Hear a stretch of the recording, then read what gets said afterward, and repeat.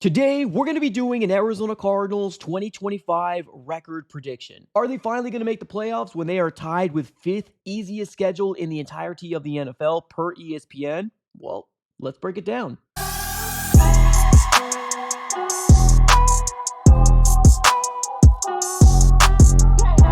What's going on, everybody? Welcome back into another video. Definitely do me a huge favor, smack up that like button, subscribe for more Arizona Cardinals content. On this channel, we're covering the Arizona Cardinals news, breaking news, conversational pieces, everything surrounding your favorite team. So subscribe it up. It's absolutely for free. But ladies and gentlemen, today we are going to be doing a Arizona Cardinals 2025 record prediction. If you did not know, the Cardinals, amongst all the other NFL teams, released their 2025 schedules yesterday at 5 p.m.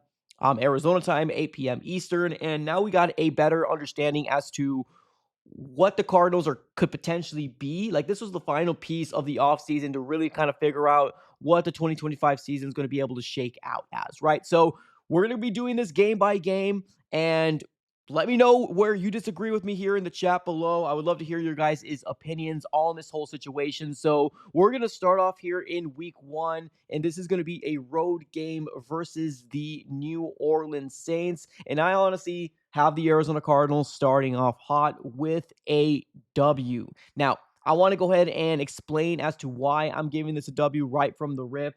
I just don't believe in what the Saints are doing this year. I'm not going to come out here and say they don't want to win, but they're rolling their current quarterback room with rookie Tyler Shuck.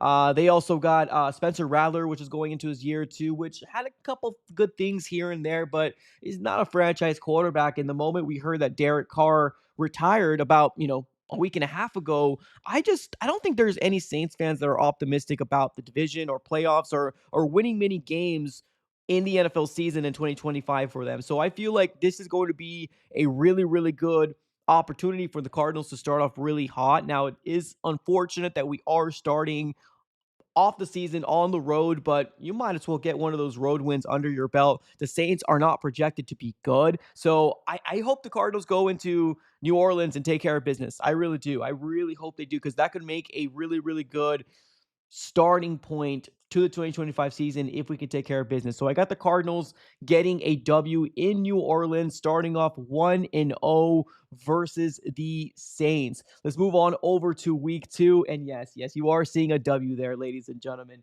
I'm hoping that the Cardinals are going to be able to take care of business. Now, this is going to be our home opener versus the Panthers. So we're not going over to the East Coast and playing on their turf or on their time. They're coming here in State Farm Stadium. So only thing that I could hope for is that the Cardinals can take care of business, because when you're looking at roster to roster, we should be farther along than the Panthers are. Now, yes, Bryce Young has looked better in the last portion of the 2024 season, but we got a better defense, right? We should be able to stop offenses from running down our throats or putting up as much points as we were last year, right? So I'm hoping that our defense is going to be able to get the job done, and I'm hoping that our offense miscommunication woes with Marv and Kyler can get fixed. And I'm hoping for a really, really good start here for the Arizona Cardinals. These are two teams that you need to beat because they were put on your schedule from the jump. You need to start off 2-0, especially because how hard that last part of your schedule is. You need to make sure that you take advantage of the teams or the weeks that you're supposed to win, right? And this is one of those weeks that you're supposed to win. Panthers coming home. You start off really, really hot at 2-0. I got the Cardinals winning here and taking care of business versus the Panthers. And I get it. We usually don't win the Panthers whenever we play them, but I'm leaning on optimism here. So I got the Cardinals winning here at home versus the Panthers. Let's move on over to week three. This is where I kind of start seeing, maybe people might disagree with me here, but division games, you never know what's going to happen, right? I do believe the 49ers are going to be healthy here in week three. They got the easiest schedule per ESPN in terms of, like, if they don't make the playoffs with how easy their schedule is, there's going to be a lot of question marks surrounding the franchise quarterback. And as of right now, Brock Purdy's still not paid, so I don't even know if he's going to be the quarterback. He might be. He most likely will be, but we just still don't know. But there's going to be a lot of question marks surrounding Kyle Shanahan as well with how easy their schedule is. But I do got the Cardinals losing here because this is going to be an away game for us. We have to go over to Santa Clara, and because we did start off hot with 2-0, and it's a division game. I feel like anything can happen here. So I say the Cardinals lose this game versus the 49ers. I don't know what the 49ers schedule is going to be at this point, but they are going to beat us out on a very, very close game. I don't think they're going to blow us out or anything like that, but I do think they're going to beat us here. So I got us at 2-1 leaving week 3. Let's move on over to week 4. We got our first primetime game. Seahawks versus the Cardinals is going to be a very short week from week 3 to week 4. Not really much time to prepare, but you got to beat the Seattle Seahawks at home when the lights are shining bright. They swept us last year. There's a lot of players within this Cardinals organization that were in this team in 2024 and still in this team in 2025 that want payback against the Seattle Seahawks. There was a lot of chirping amongst both teams on both of those games, and the Cardinals want this, and I need to see them fight to win this game. I don't believe in Sam Darnold, but I do believe that the Cardinals need to come out here, especially coming off a loss versus the 49ers, to stay within the division and take down those Seahawks, especially at home. So I got a primetime win there for the Cardinals. We're going to be 3-1 leaving week 4. Let's move on over to the next week, which is going to be week 5. The Tennessee Titans are also going to be coming here to State Farm Stadium as well. And I got the Cardinals winning this game as well. I would rather have Cameron Ward earlier, right? Week 2, week 3, but week 5 is still enough time for him to still try to learn this system. And I don't think the Tennessee Titans are going to be that good. I'm going to be real. Now, I also didn't think that the Commanders are going to be that good. So that kind of ended up biting me in the, biting me in the butt last year. But I don't know. I look at the roster for the Tennessee Titans, and I don't think they're in any form to compete right now. I think Cameron Ward is going to have a good career. It's just not in year 1. So I see the Cardinals taking the W here. So we are rolling. We are starting off at 4-1. The 49ers loss seems like a mile away, but I feel like we're trending in the right direction here. Let's move on over to week 6. We are going to be playing the Colts. Now, the Colts have so many question marks amongst Anthony Richardson and their other quarterback, Daniel Jones. Here's the thing. I don't know Anthony Richardson's availability. He's been struggling a lot with staying healthy. Now, I feel like they get a better opportunity versus the Cardinals if Anthony Richardson plays against the Cardinals. But the way his career has been going, I just don't know if he's going to be healthy. I really don't know if he's going to be healthy. They might be running with Daniel Jones, and I think there's a lot of question marks amongst the coaching staff with Steichen over there. So I think we are in an interesting situation here for the Cardinals to, like I said before, take advantage of the games that you need to beat. And I look at the Colts, and I think they're a solid team. I don't think they're like the Titans, but I think this is a team that we got to beat, especially if we want to ride this hot streak that we got going on for us right now. So I say we go over to Indianapolis and take the W over there. We're going to start off 5-1. Looking good. Looking good. Let's move on over to the next game, and that's going to be none other than the Packers in week 7. This is at home for the Cardinals, but I do have us losing this game. I don't think we're going to get blown out like we did in 2024. I think it's going to be a much closer game, maybe a field goal, maybe a touchdown type of game for the Cardinals. But I do believe the Green Bay Packers right now, they might be, the division for the NFC North is pretty tough as is. So they're going to try to want to win as many games as they can. I don't know. I just feel like the Green Bay Packers are going to unfortunately take it from us here, which is going to suck because we're going into the bye week. Nothing hurts more than losing against a team that you want to beat, but going into the bye week and having to wait an extra long week. So I have the Cardinals losing here versus the Green Bay Packers at home. We're going to be 5-2 going into the bye week, and this is where it's going to get a little interesting because, like I said before, the Cardinals aren't very known to finish off strong, but I'm hoping and leaning on the idea that we're going to learn from past mistakes and get it corrected. So let's move on over to the next week. That's going to be week 9. Like I said before, week 8 is going to be our bye week. So week 9 is coming along. And then we got the Cowboys. Now, this is going to be another primetime game, Monday Night Football coming our way. So a lot of time to prepare. There's something about Kyler Murray going to Texas, especially in the Cowboys Stadium.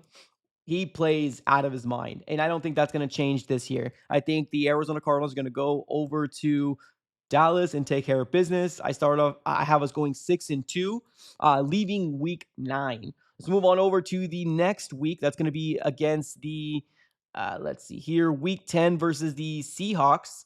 I have us losing this game.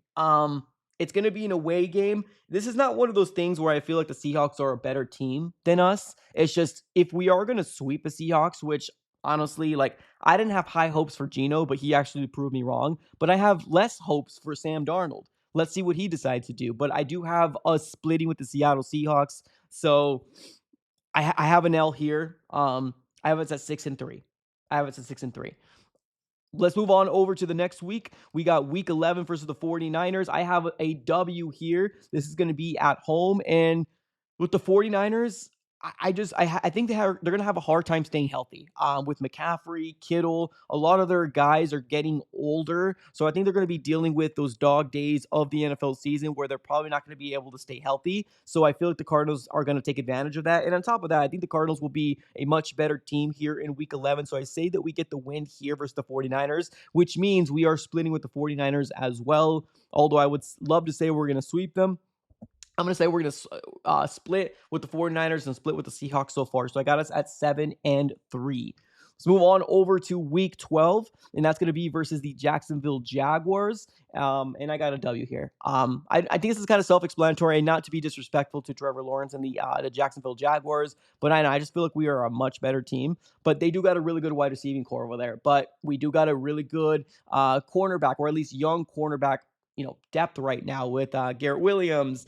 I'm hoping Will Johnson can kind of come into his own. Max Melton going into his year 2. I'm excited to see what they're going to do. Hopefully, contain those two monsters on the outside with Brian Thomas Jr. as well as Travis Hunter.